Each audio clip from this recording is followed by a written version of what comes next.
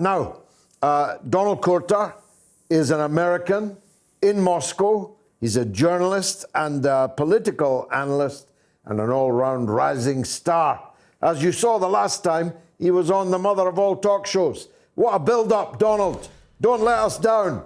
Very nice to see you. Now, it's not, of course, possible for you to talk to people anywhere in the European Union, anywhere in North America, through the normal channels on Moscow-based televisions.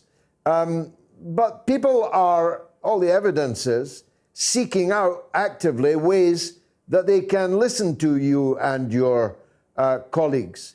But how are you feeling? Are you feeling isolated? Hey, George, thanks a lot for inviting me on the program. I mean, the fact that you invited me on your program is the first indication that I don't feel very isolated, actually. I've had basically equal amounts of support from people around the world. I've gotten tons of more attention, actually, on my social media platforms now that I'm presenting to the Western people what their governments don't want them to see. It's actually become it's sort of given me a lot of popularity, especially because also my Twitter now says Russian state affiliated media, even though I'm, it's my personal page, not associated with RT where I work and everything. I've been getting just as much support as I have been getting death threats and people sending me my personal address simply because I work at RT. So I can't say I feel alienated. No, more in the spotlight, 100%. Yeah. Well, the book they try to ban always goes to the top of the bestseller list. But I mean, every cloud has a silver lining. At least Western politicians and hack so-called journalists will never again be able to claim that whilst Russia and China censor the media, they have a free media space. Although you'd be amazed that given we've got Julian Assange in a dungeon right now, how many of them still try to spin that ludicrous line? Yeah, absolutely. And I want to say about, in terms of media censorship, it's the most hypocritical thing that in the West, the governments and the media say that they live in the freest societies in the world, when, let's not forget, it's not Russia that blocked Western media first. It was the West that blocked Russian media first. RT and Sputnik were blocked over there, and in response, Russia blocked, I have the list right here, Radio Free America, BBC, Deutsche Welle, ABC, this list goes on and on. But the funniest thing actually is that once these outlets were banned in Russia, they called it an attack on independent media. But in reality, all of these are either owned by huge corporations or run by the government. Deutsche Welle, German government, BBC, British government, Radio Free America, American government. So it's just like really hypocritical to me, you know? Well, one of the things that we now know, some of us always did know, but everyone now knows, that even where corporations are privately owned, they are entirely under the thumb of the state that they are based in. So nobody seriously believes that, say, Twitter or Facebook would have continued to allow free speech if the American government instructed them not to. So the idea that we have in this country and countries like it, maybe it died in Canada actually over the truckers thing, that whatever the state interest, not the popular interest, but the state interest of Western power dictates, the corporations follow. Yeah, absolutely. And I think the biggest and most contemporary example is in Ukraine, for example. I mean, this is a perfect example of the United States state and the media working hand in hand here. The media ratings go way up by spreading this anti-Russia hysteria throughout the Western world, making everyone scared of the big bad guy, Russia, and at the same time, the state gets to, militarize Eastern Europe against Russia, saying it's the bad guy in this whole Ukraine conflict thing. Well, I was going to ask you about that because we now have a situation where Formula One drivers, tennis players, opera singers, orchestral conductors, ice skaters, ballet dancers are all being told by their European and North American employers that unless they denounce the president of their own country, they will be fired from their jobs. Now, just imagine, it's unimaginable, but try and imagine this, Donald. Imagine if in Western countries it was said to Israeli ballet dancers or conductors or sports people, denounce the government of Israel or you will be fired. Can you imagine, quite rightly, the scandal that would be, the popular outrage that would ensue?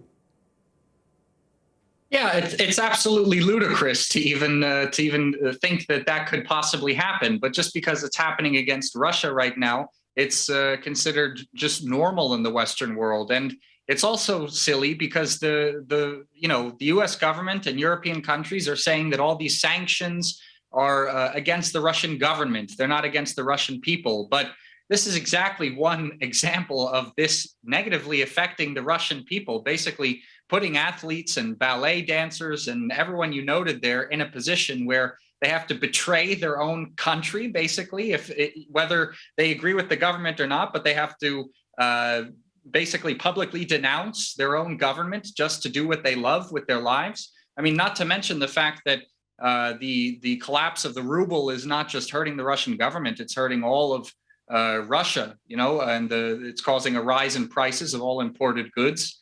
It's not these sanctions are hurting ordinary people, not the state. Yeah, I mean, you don't have to be a live Russian. The Dostoevsky course at the University of Milan has been cancelled. As far as I know, Dostoevsky died about 150 years ago, but he's banned. In fact, you don't even have to be Russian. There's serious people discussing what to do about a statue of Friedrich Engels outside a library in Manchester, where he wrote the epic history of the working class in England. He's German, or he was when he died in the 19th century. This is how widespread and how deeply this madness has gone. Yeah, absolutely. And those are even the more less dangerous examples of the consequences of this kind of Russophobic behavior. We also heard about the Russian embassy in Australia that was sent envelopes with a suspicious white powder. We saw that the Russian embassy in France was also vandalized. I mean, this whole situation is causing the Western world to get into some sort of anti-Russian frenzy. It is quite extraordinary, I must say. You'd think it was the only war going on right now. You'd think the Yemen war wasn't actually happening, even though it's American and British weapons that are being used in that war, that are laying waste the poorest people on the earth. You'd think that wasn't even happening. There's no armbands for Yemen, no Eiffel Tower being lit up for Yemen, no sanctions against the arms manufacturers whose product is massacring children in Yemen right now. Yeah, I'd be surprised if most people who are actually, making a huge fuss over this Russian military operation in Ukraine even knew the details about the conflict there, or if they had as much care as they have right now for when Afghanistan was occupied by the United States for 20 years, or Libya was bombed by NATO.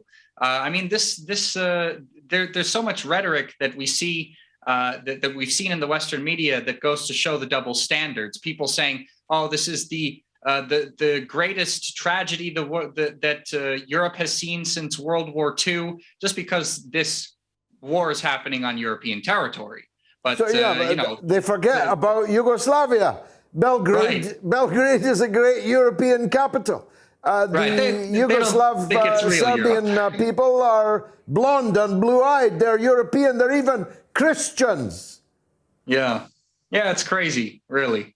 Now, I wanted to ask you, you may not have further particulars, but it seems to me that the breaking story about the discovery of biological weapons laboratories near the Russian border in Ukraine is a potential game changer, at least in public relations terms. Have you any further and better particulars on that? Well, I did see today, just several hours ago, there were documents connected to this that were released. I couldn't read them because they were in Ukrainian, but it seems like the Russian Ministry of Defense is saying that it has some significant evidence to suggest that Ukraine was, hosting some sort of bioweapons labs that were funded by the United States. I haven't seen, we have to look to see how further evidence comes forward, but this is actually something that was rumored to have been taking place for years now, actually. So it's interesting to see that these documents come forward and what's going to come next.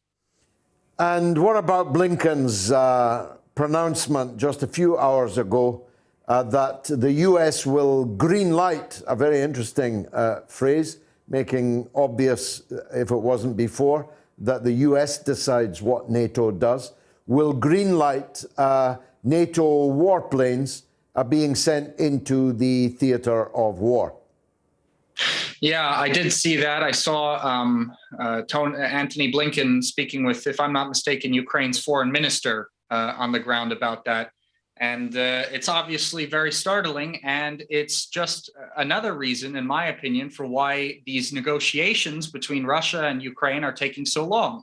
It's very clear that Zelensky and the Kiev government is stalling for time as long as possible so it can get more and more support in terms of weapons and money from Western Europe and the United States, as well as getting thousands more international volunteers who are, support these neo-fascists in Ukraine and are coming to join the Ukrainian military and fight Russia alongside the Ukrainian military. I mean, Russia really obviously wants these negotiations to be successful. They want Ukraine to be denazified. They want it to be neutral, and they don't want it to be a military threat to Russia anymore. And it really, Moscow really does not want to have to overthrow the Ukrainian government. That would be, it would be a terrible enterprise for Ukraine. It would necessitate probably a military occupation, which Russia has time and time again said it doesn't want to do.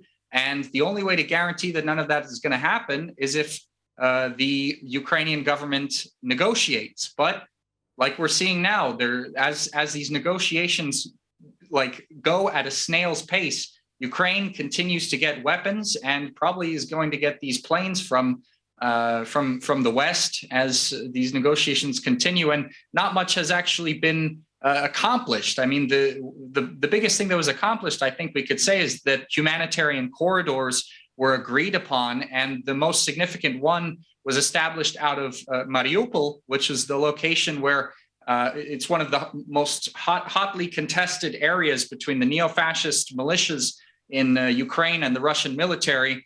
They created a humanitarian corridor through there so that civilians can escape the fighting. And the last thing I saw about that was a statement from the Russian Ministry of Defense saying not one civilian actually used that humanitarian corridor. And what reports are saying, and I've seen unverified videos of this as well, is that these neo-fascist militias are not letting civilians leave.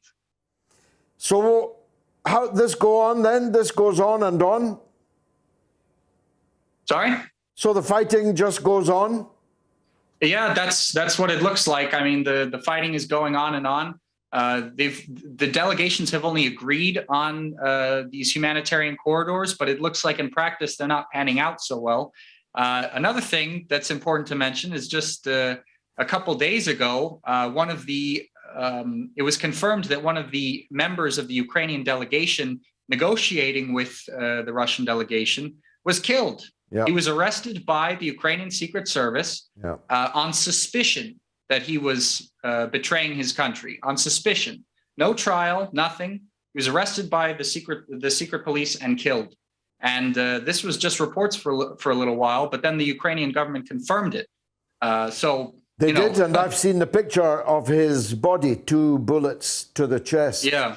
Imagine if a Russian negotiator had been murdered by the Russian intelligence on his return to Moscow. That would have been a rather bigger story than the murder of poor Denis, the Ukrainian negotiator.